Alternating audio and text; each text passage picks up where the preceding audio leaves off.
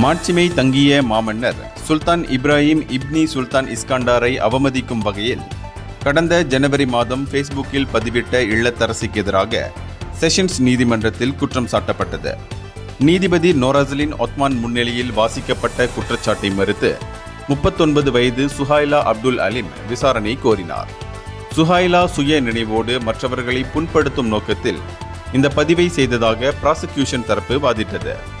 இந்த பதிவு ஜனவரி 4ஆம் தேதி போடப்பட்டது என்றும் ஜனவரி 5ஆம் தேதி காலை மணி சுமார் 8:30 மணி அளவில் சுங்கைபுலோ மருத்துவமனையில் இது பார்க்கப்பட்டது என்றும் தெரிவிக்கப்பட்டுள்ளது.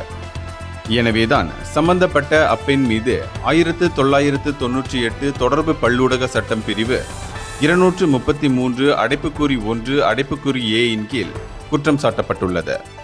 குற்றம் நிரூபிக்கப்பட்டால் 50,000 ரிங்கிட் வரையிலான அபராதமும் அல்லது ஓராண்டுக்கு மேற்போகாத சிறை தண்டனையும் அல்லது இரண்டுமே விதிக்கப்படலாம். மேலும் குற்றம் நிரூபிக்கப்பட்ட பின்னர் இதே குற்றத்தை மீண்டும் மேற்கொண்டால் ஒவ்வொரு நாளும் கூடுதலாக 1000 ரிங்கிட் அபராதம் விதிக்கப்படும். சுஹைலாவிற்கு எதிராக எம்சிஎம்சி தரப்பில் துணை அரசு வழக்கறிஞர் ஃபத்லி அப்துல் வஹாப்பும் எம்சிஎம்சி அதிகாரி முகமது அஸ்மீர் முகமது ரசாலியும் வழக்கை மேற்கொண்டனர்.